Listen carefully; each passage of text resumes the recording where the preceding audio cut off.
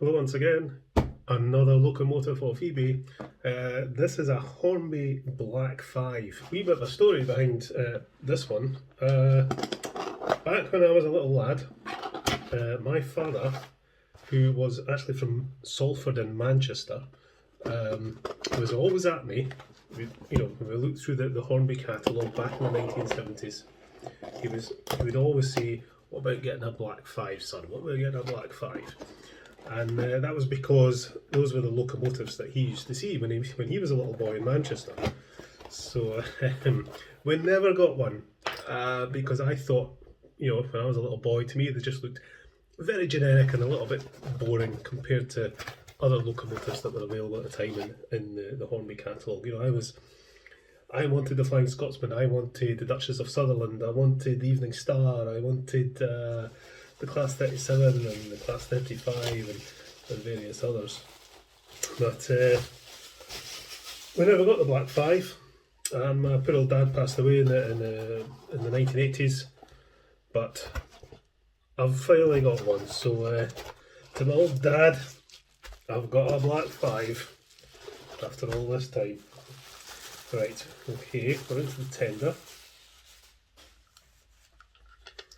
Yes, it is tender driven, so it's another Ringfield motor to deal with.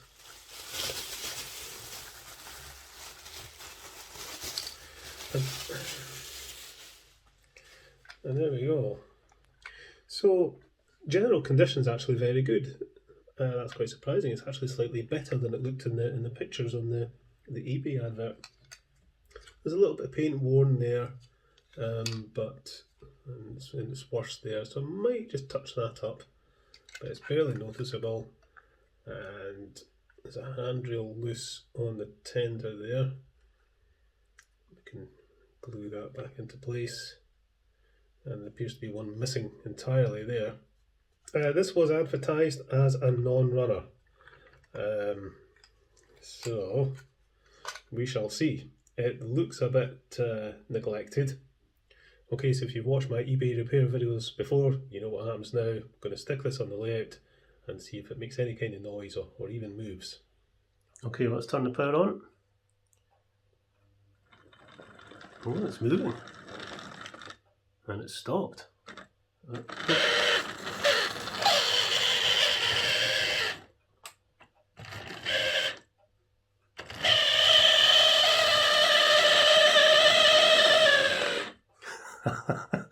I think that needs a little work on the gears or something anyway.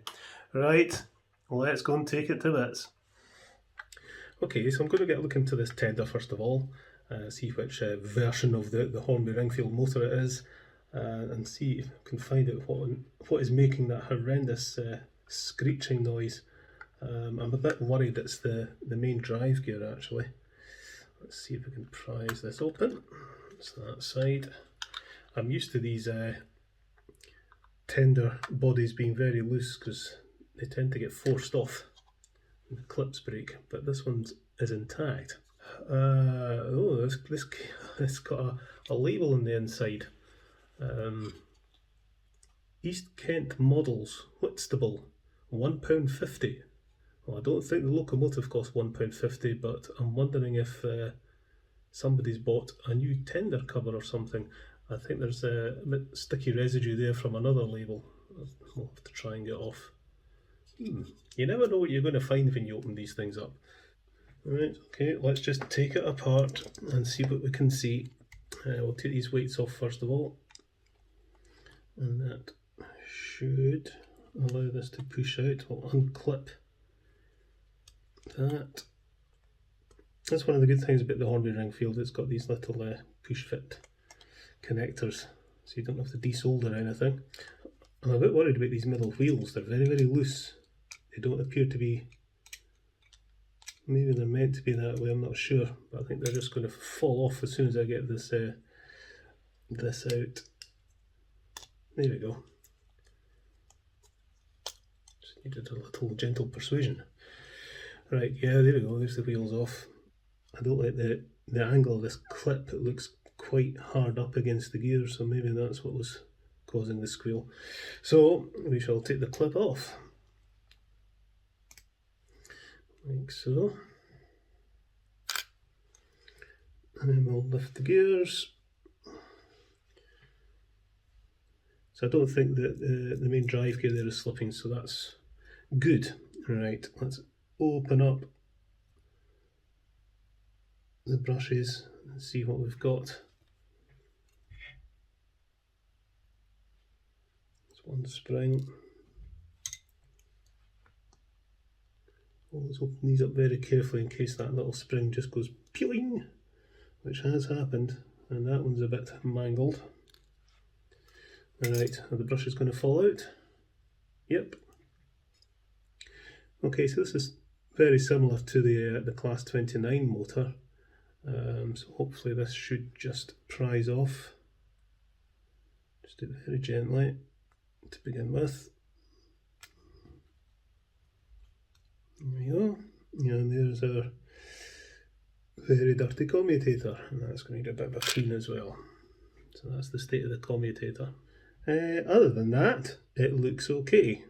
Nothing drastically wrong as far as I can see, so I'm pretty sure that screeching has just been the gear running against the clip. But we'll find out when we get it all back together and see if it still does it or not. Okay, so commutator cleaning time. Get the T-cut on, just dab that round.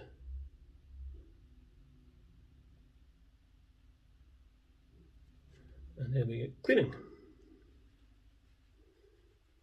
And once again, the T-cut is doing a fantastic job of cleaning the commutator. It really, really does. Right, and I think, just for good measure, I'm going to squirt some contact cleaner into here.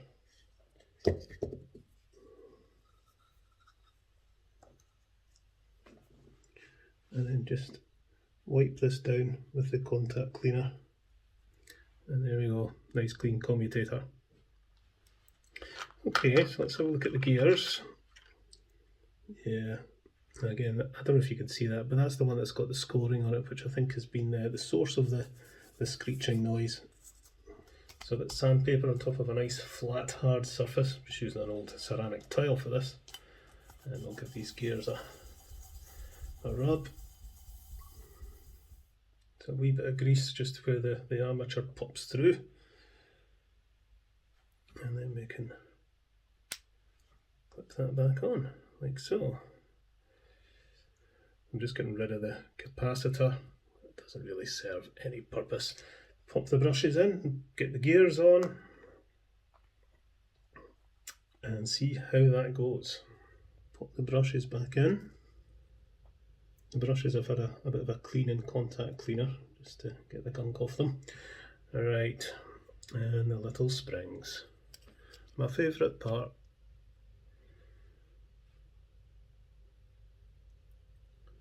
Screwdriver unders to get a wee bit of a bend on there, and that should be good to go.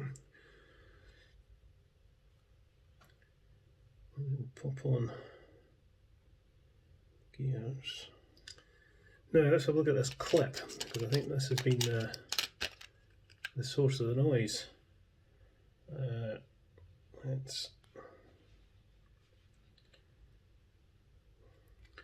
So I'll see how this sits now, but I think that's maybe helped it. I just think the way that the angle of that clip was sitting was causing the screech. So let's just try the battery, and no screeching.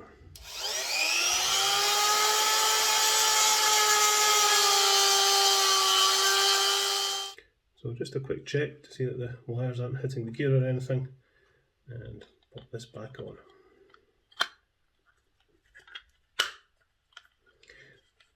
So I will clean this up, but I just want to see if we've actually fixed the running problem. So quick look at the locomotive. Let's just get the sponge for this.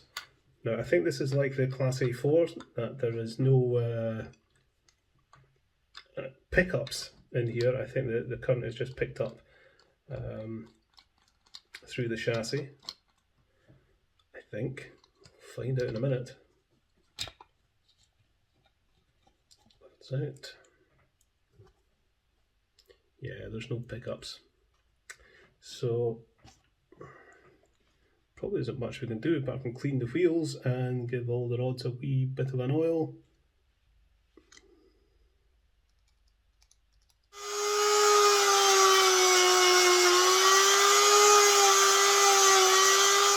So hopefully that's the main problem sorted, and this should run okay, and that should be that. So let's go and see how this runs on the layout. Okay, let's turn the power on.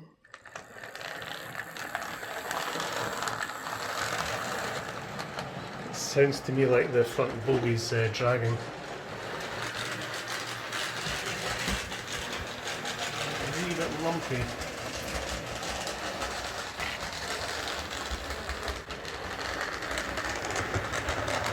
Okay, it sounds like the front bogey's dragging. I don't think the wheels are spinning properly, so I'm getting that rattling sound, and it's a little bit lumpy running.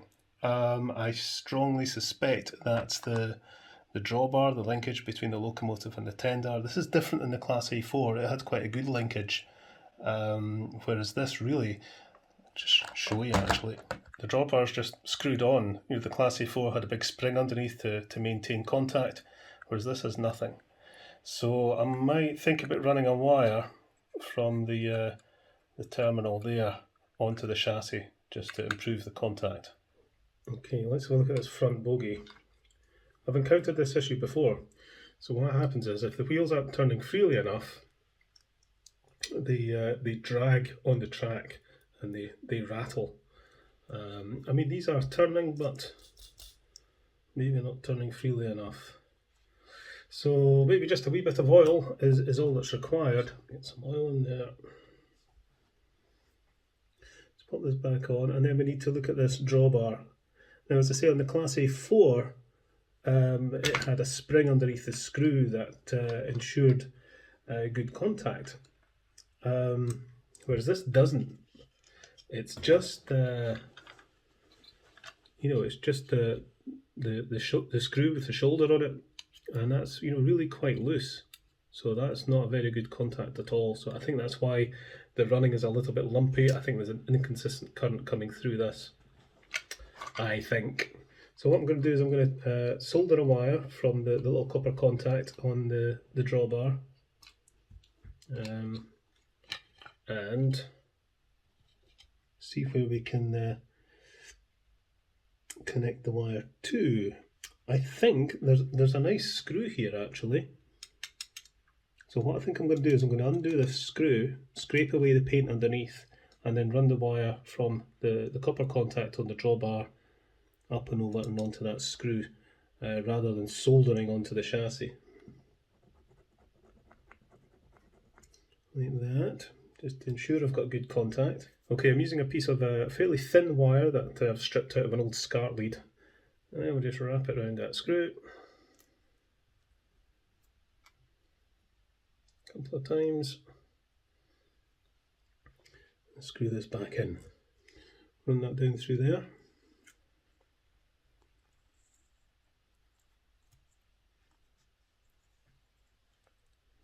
And I think we'll stick it through the little hole like that.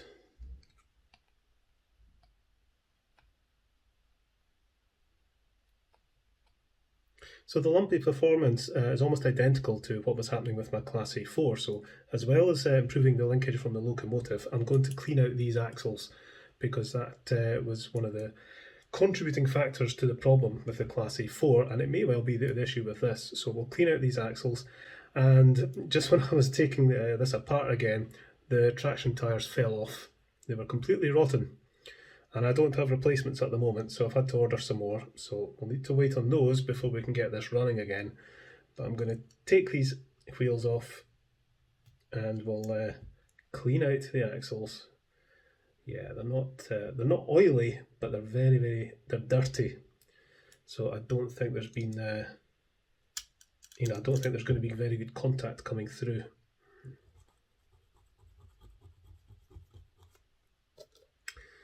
And then the axles, I think we'll actually take a little bit of sandpaper to them and maybe even just a little bit of a squirt with the contact cleaner.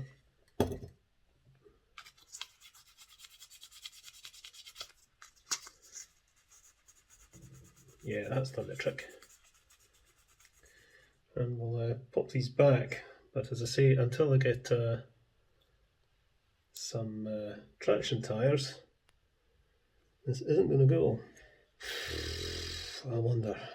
Let's try a little bit of contact cleaner.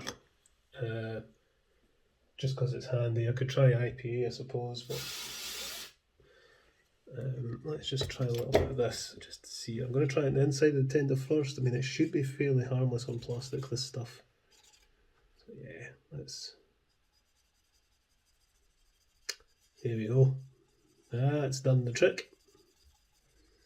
I'm just using a paintbrush to dust out all the little nooks and crannies.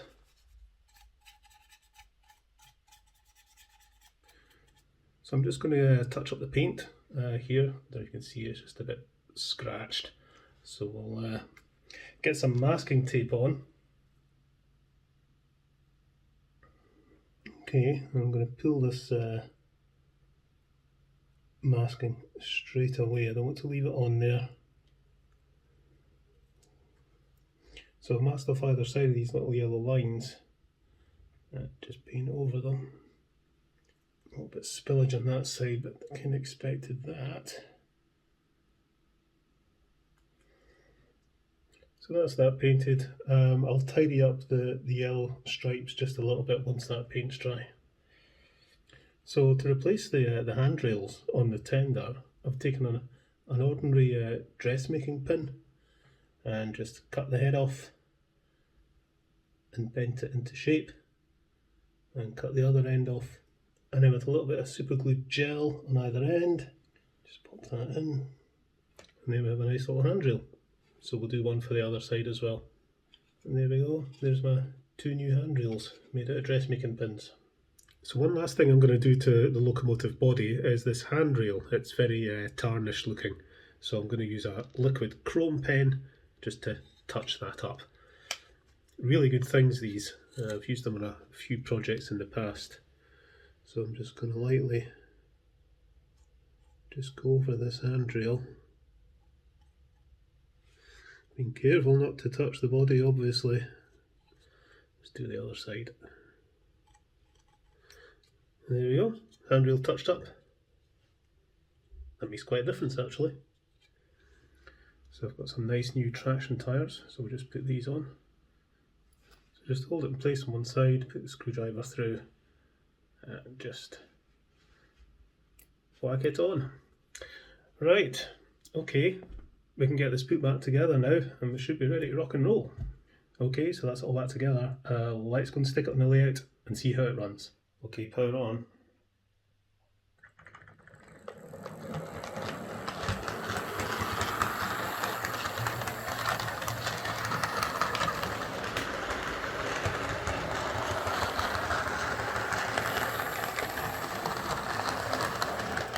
That seems to be running okay.